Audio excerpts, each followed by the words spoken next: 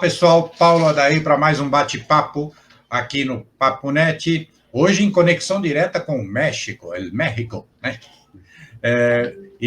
Trazendo aqui o palestrante que vai abrir a 5ª edição do Congresso Internacional de Tecnologia Gráfica. Eu já ia falar de artes gráficas, não, é de tecnologia. E nós estávamos até falando um pouco antes de entrar aqui, falando dessa questão das artes gráficas, né? Porque a gente fala de indústria gráfica e de artes gráficas, mas o setor gráfico é um setor eminentemente de artes gráficas, né? E ninguém melhor para falar sobre esse congresso, esse momento que nós estamos vivendo, um evento importantíssimo, já na sua 5ª edição, que Jorge Maldonado, da Eprotec, né? Formado no Instituto de Tecnologia do Chile, né? E também agora se especializando também em economia, né? Ou seja, completando aí uma extensa bagagem para enfrentar os grandes desafios que nós estamos passando, né? Não há um momento melhor para isso, né? Nesse momento. E também vai estar lançando um livro, né? Indústria Gráfica 4ª geração, a 4ª, né? A Gráfica 4.0, né? Como se diz. Jorge, é um prazer recebê-lo aqui. Sim, esqueci de mencionar também, diretor da AFEI-Graf. Jorge, é um prazer recebê-lo aqui. Muito obrigado por ter aberto uma agenda. Eu sei que você está aí na correria, e tivemos que achar um horário que fosse possível para nós dois aqui. Muito obrigado pela presença, obrigado pela concessão desse seu tempo aí. Muito obrigado. Pablo, boa tarde. Uma honra para mim ser convidado a seu programa. Eu fico muito feliz e muito lisonjeado também. Muito obrigado pelo convite. Mas me diga, são duas coisas importantes. Nós temos um livro que fala da Gráfica 4.0. Me conta um pouco desse livro, da importância dele e desse momento, né? Porque é um momento que a gente teve uma grande transformação digital, uma grande enfrentamento de uma crise gigantesca, sem precedentes, onde a tecnologia e a colaboração, né, a capacidade de se utilizar a tecnologia para se colaborar, para se trabalhar em conjunto, para se resolver os problemas, foi muito importante. Fala um pouco do livro inicialmente, por favor. Bom, o livro foi lançado no mês de junho e foi um esforço realizado em conjunto com grandes organizações, como é a AFEI-Graf, a ABTG, a APS, que ajudaram na divulgação do livro e no lançamento. Esse livro tem uma distribuição gratuita, tem um link por aí para baixar, PDF, e para dar facilidade a pessoa entender um pouco mais desta indústria. Qual é o objetivo dele? Orientar, principalmente. É muito engraçado porque eu estou fazendo um treinamento para Costa Rica sobre indústria 4.0 e antes de realizar a palestra, eu li um trabalho acadêmico de uma universidade em Colômbia, em Cali, onde a autora falava a palavra medo, muitas vezes, medo. O empresário tem medo, tá? O mercado tem medo, principalmente por a incerteza. Nesses últimos 2 anos, quase, eu ouvi muito essa palavra aqui nas minhas entrevistas. Claro que sim. Especificamente, em lo que se refere ao que é a indústria 4.0, a implantação, de que se trata, existem muitas dúvidas em relação a esse tipo de assunto. Então, a ideia, a intenção foi levar a explicação de lo que es la industria 4.0 en una forma simple, en primer lugar, explicar de qué se constituye, cuál es la parte histórica, el fundamento histórico, do nome dela, Cuarta Revolución Industrial, y al final del libro, presentar una imagen económica e implantación de esta revolución industrial en medias y pequeñas empresas. Eu acho que é uma ferramenta bastante útil, além disso, é gratuita, e isso facilita o entendimento para os empresários e, além disso, as pessoas, porque cada revolução industrial provocou impacto na mão de obra. Esta não vai ser diferente, por lo tanto, temos que estar preparados para isso. E dentro do livro aparecem algumas dicas de como se preparar e como se orientar nestes momentos de grande incerteza mesmo. Perfeito. E você vai estar abrindo aí esse congresso aí no dia 23, né? 23, se não me engano. Sim. Isso. E esse evento ele vai ser presencial, vai ser híbrido, vai ser digital? Vamos falar. Vai ser online. Vai ser online, né? Ainda online, né? Ainda sim. Não dá para fazer ainda que as pessoas queiram.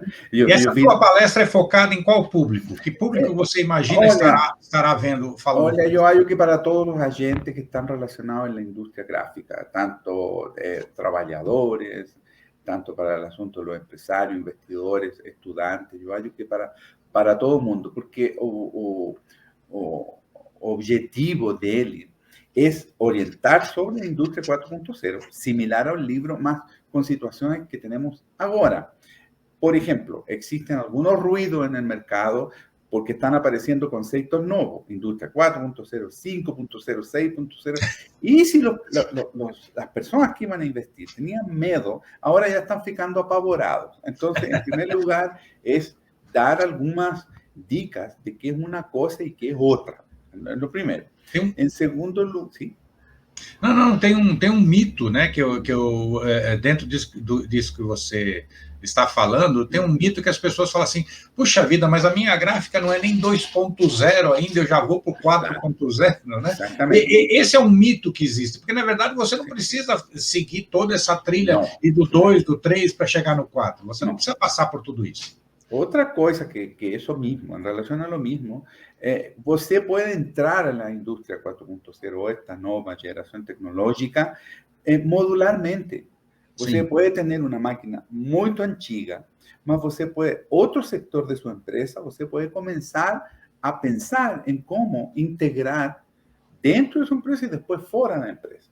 Sim. Y esa máquina antiga, velhinha, você puede comenzar automatizar ele levemente, lo que estoy haciendo aquí en México ahora, para visualizar un futuro con esa industria. Sim. Ese es otro objetivo de la palestra. Otro más es relacionar la industria con el medio ambiente. Ahora estamos con la COP26 en Glasgow. Están saliendo muchas cosas nuevas y con certeza va a sobrar algo, bueno, para todos los seres humanos, pero también para las organizaciones. Las industrias, las empresas van a tener que colocarse en armonía con la preservación ambiental. La industria 4.0 tiene muchas cosas en que ayudar y potencializar esas organizaciones para cubrir esas necesidades de la preservación ambiental. Y por último, dejar una alerta claro, estamos entrando en una crisis de energía en el mundo que va a durar un periodo más o menos largo. También la industria llega para suplir esas necesidades. Entonces, son asuntos bastante interesantes, muy actuales, en lo cual realizamos un paralelo con esta nueva revolução industrial. É verdade, né? E nós temos aí saindo dessa crise, a gente fez grandes...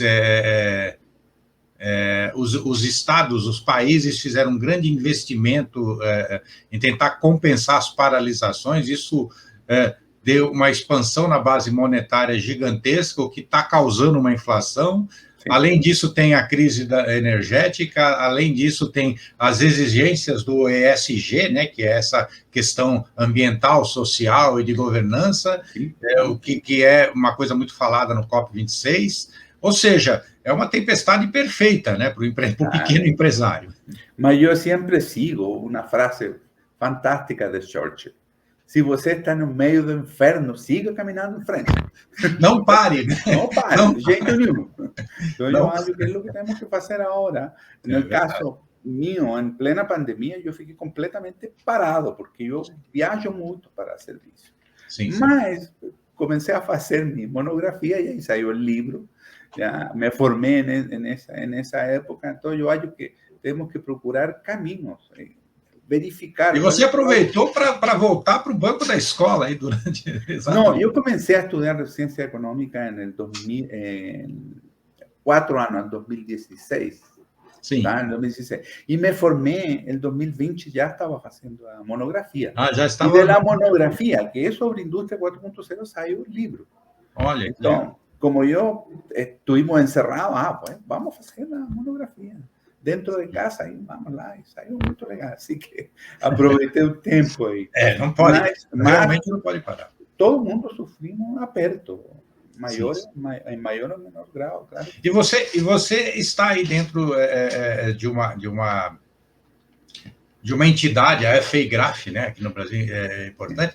Como você vê a importância das associações e do associativismo, da colaboração durante a pandemia? Como você viu isso? Nós vimos aqui no Papo Net exemplos maravilhosos de superação em função das pessoas conseguirem trabalhar em rede, inclusive muitos até concorrentes que se uniram, pessoas que às vezes não estavam, empresas que nem estavam muito alinhadas tecnologicamente, um fazia metalurgia, o outro era gráfico, e se juntaram para resolver situações, para apresentar soluções.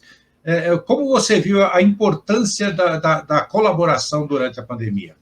En primer lugar, la pandemia dejó mucha tristeza, pérdidas grandes, que ainda estamos sufriendo y vamos e em muitos lugares ainda está aumentando, né? Está voltando, está tendo novas ondas. Mas entre las cosas rescatables, yo hallo que para mí lo más impactante fue a reacción que tuvieron las organizaciones sociales. Sí. Varias, ¿tá?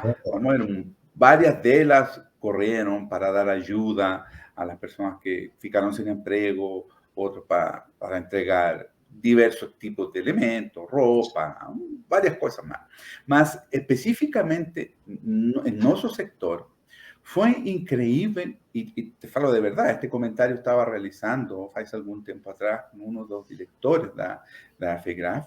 Las asociaciones que están relacionadas a la industria gráfica se organizaron primero internamente y después con todas las demás, mas sin falar antes. Fue un negocio muy increíble, que fue una organización común, comunitaria. Fue espontáneo, né? Foi espontâneo, inclusive. Né? E começaram a fazer treinamentos, começaram a fazer reuniões online, dar facilidades para as pessoas, cursos, a BTG, por exemplo, foi uma delas, cursos gratuitos para pessoas nesse momento tão difícil. O outro, pague quanto você puder. Foi um assunto muito legal. Eu acho que o posicionamento deles foi excelente. Por um caso nosso da FEIGRAF, nós distribuímos cestas básicas, cestas de higiene, en los meses donde tuvimos las situaciones peores. Então, todas. Máscaras, né? Houve muitos casos de doações de máscaras, face shield. Eu me lembro que no começo foi muito voluntarioso, né? Então, uma das grandes coisas rescatables, e eu tenho muito orgulho disso, ¿sabes? Porque o fato de eu viajar de México al sur, que es el territorio que normalmente nos verificamos, las asociaciones relacionadas a la industria gráfica no son así como las brasileñas. Existe mucha diferencia entre ellas. Sí. Yo converso con muchos gostos. En las do Brasil, yo no sé antes, yo estoy en la FEIGRAF hace 4 años, mas yo nunca vi un relacionamiento tan legal entre todas ellas. Y yo gustaría que en el futuro eso aumentara en forma más organizada. Eu acho, o que eu percebo, eu estou um pouco mais de tempo em contato com as associações aqui no Brasil, né? E também percebi isso, nesses últimos 2 anos, principalmente. Aliás, já de um pouco antes, mas agora foi fortemente ampliado, né? Talvez pela necessidade, pelo enfrentamento da pandemia, mas houve realmente uma mudança de paradigma, né? Uma mudança de pensamento, de mentalidade, uma mudança de mentalidade muito forte. Sim. Muito forte. Né? Muito bom. Bom, e aí, dia 23, e você está aí, você vai estar de volta aqui ou você vai... Eu vou estar em barco para Brasil el dia 25, então eu 24 faço, já vou estar na Cidade de México, aqui estou em Querétaro. Você vai fazer remotamente, vai fazer... Sim, vai ser remotamente, e depois, no último dia, tem uma mesa redonda al final, que espero estar já em Belo Horizonte. E desde lá eu faço a mesa redonda. É o mundo moderno, né? É o mundo moderno. A gente não tem parada mais. Pues, no, graças a Deus está dando. Ainda bem, né? Ainda porque bem. os negócios estão funcionando um pouco mais agora. Sim, sim. Mas temos que estar muito, muito... Isso é uma boa notícia. Essa é uma boa notícia, sim, as coisas começarem a andar novamente. Mas temos que estar muito atentos porque o mercado está mudando por todos os assuntos que te falei. A parte de meio ambiente, a parte de energia, vamos ter que ficar muito atentos em como está o ambiente para poder nos adaptar.